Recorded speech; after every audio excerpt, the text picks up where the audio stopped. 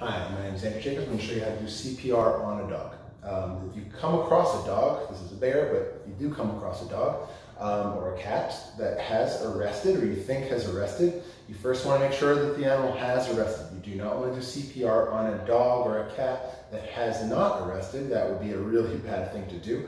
Also, if there's anyone in the area that you could let know that you have an emergency situation, because you're going to need help doing this. This is not something you can try to start doing on your own, but you're going to want to have help. You're going to get tired, you're going to need people to bring you things, you're going to need equipment to really take care of this animal properly.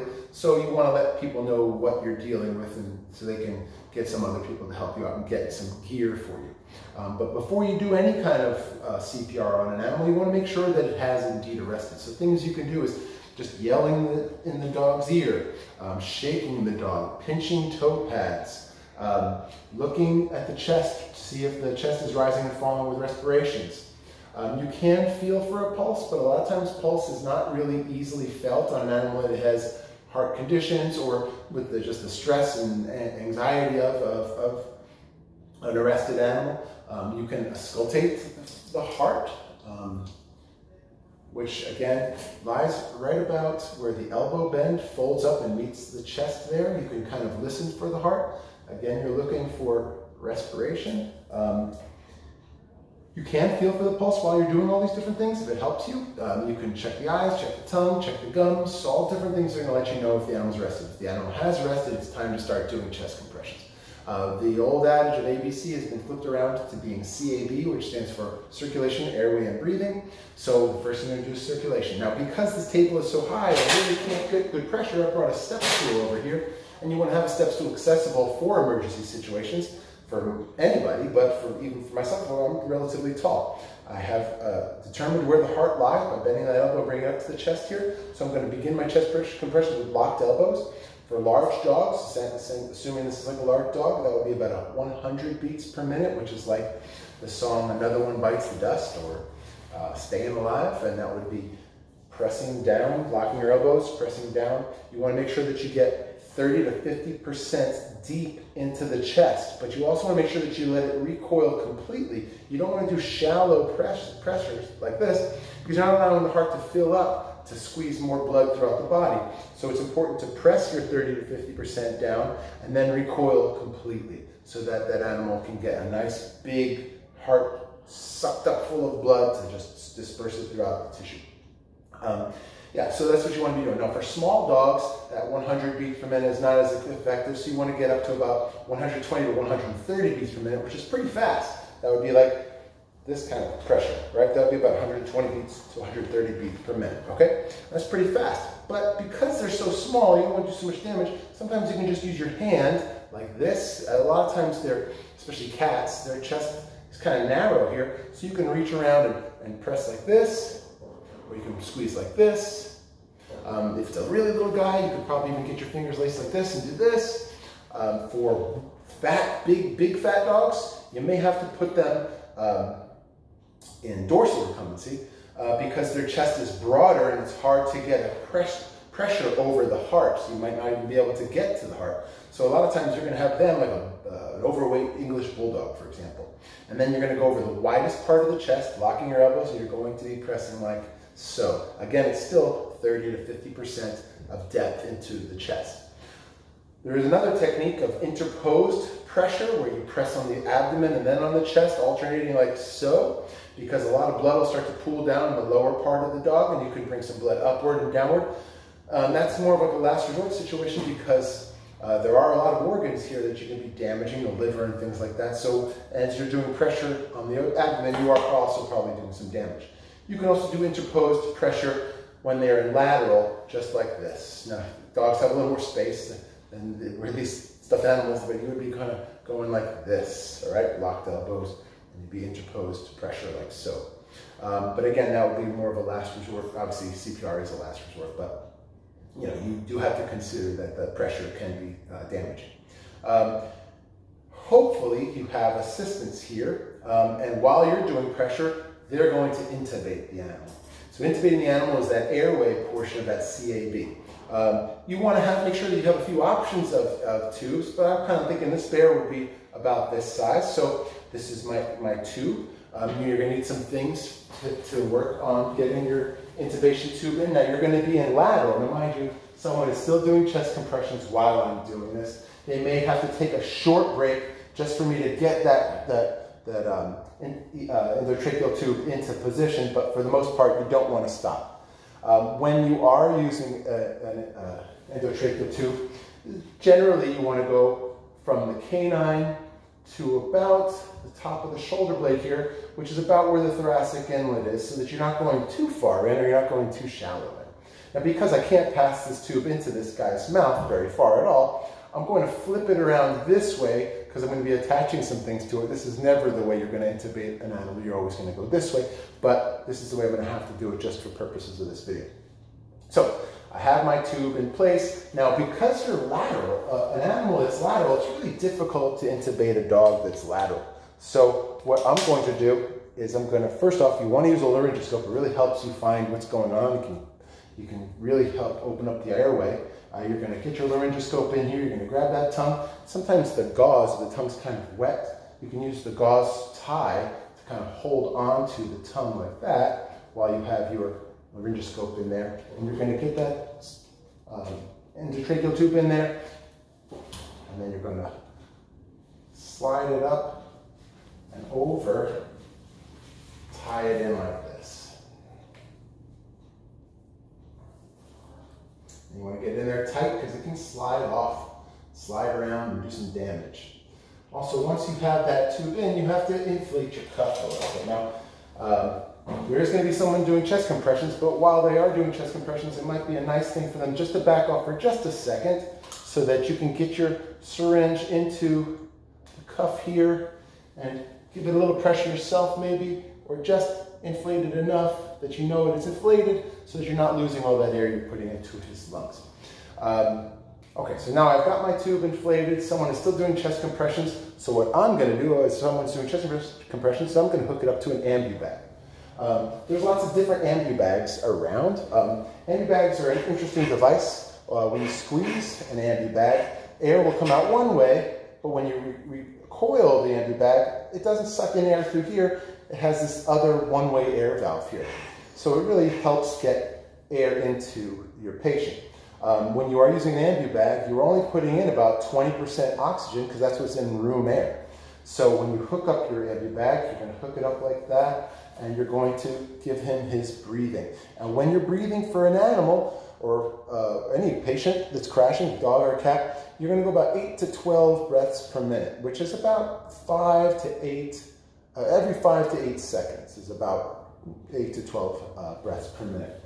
Now this particular ambu bag can actually be hooked up to an oxygen source, which is fantastic because instead of that 21% room air, I'm going to be of oxygen room air, I'm going to be putting in 100%. Now I have an anesthetic machine right here, anesthesia machine. I can disconnect the oxygen from that and attach my ambu bag to that little guy there, and now I'm putting in 100% oxygen, so getting a lot more oxygen into his body, but I'm still going to be breathing 8 to 12 breaths per minute, and again, like I said, that's every 5 to 8 seconds. Now meanwhile, while I'm doing this, someone is still doing chest compressions, and they're making sure that they're going 30 to 50% down into the chest, and they're doing that 120 to 130 beats per minute for small dogs, and they're going to be going about 100 beats for large dogs. And again, you can use that song if that helps you. It does help, actually.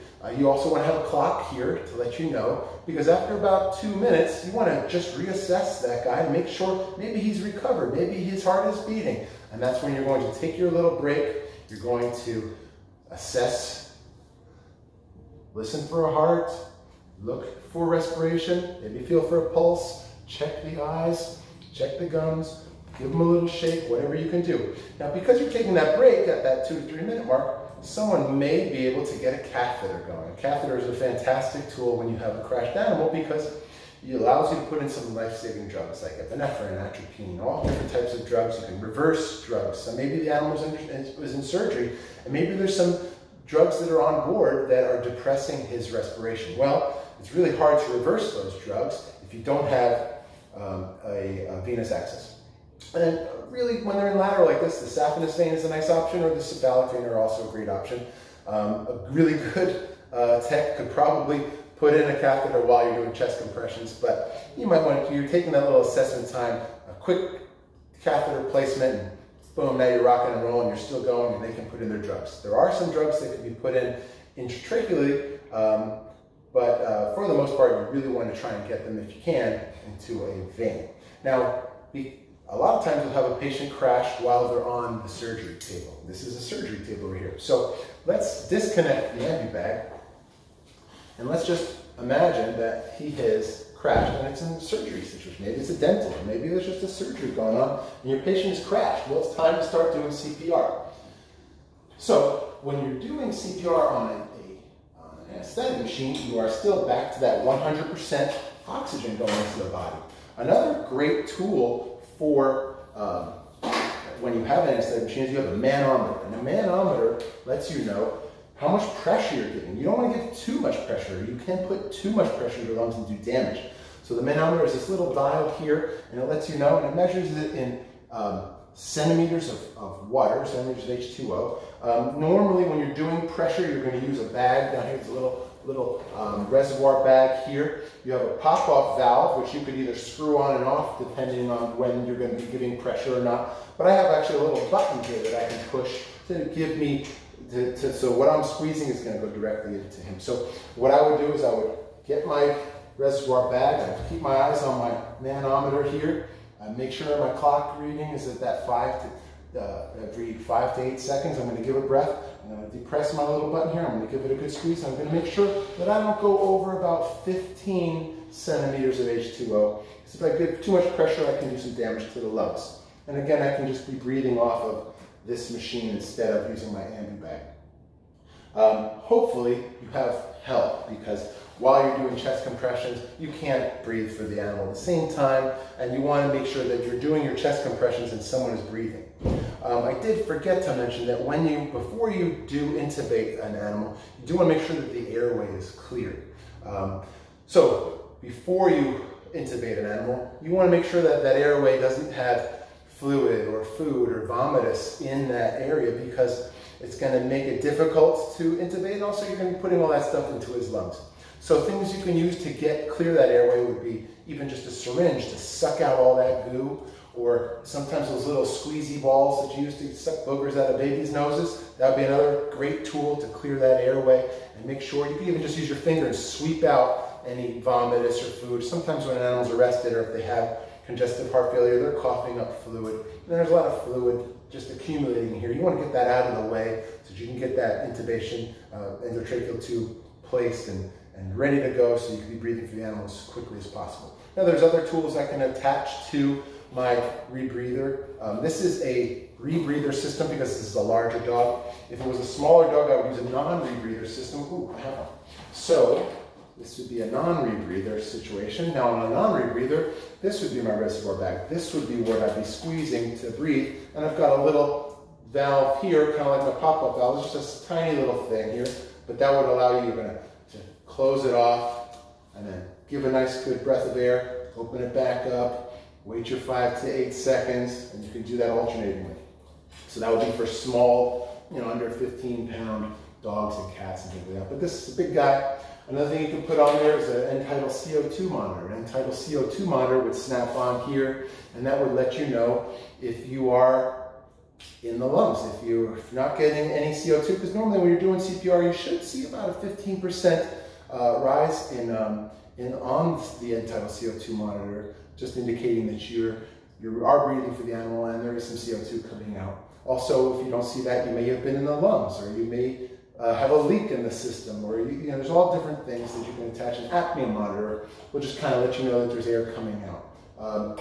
If you have an option, if you have an EKG machine, you can put SpO2 on there. That'll let you know how your chest compressions are working, because you will have that registered on the SpO2 as a heartbeat. You could put EKG leads on here. You could do all kinds of things. So use what you have, but don't stop doing chest compressions. Don't stop breathing. You should have other people helping you. And again, you're getting tired. So after about a 2 or 3 minute cycle, when you're taking your checks to make sure, see if the patient has recovered, you want to switch off. Let someone else get in on there, especially when you're doing small dogs, because that is a tiring thing to do 120 times in a minute. So it's nice to kind of oh gosh, I gotta take a break, let somebody else jump in there and do it, okay? And that's that.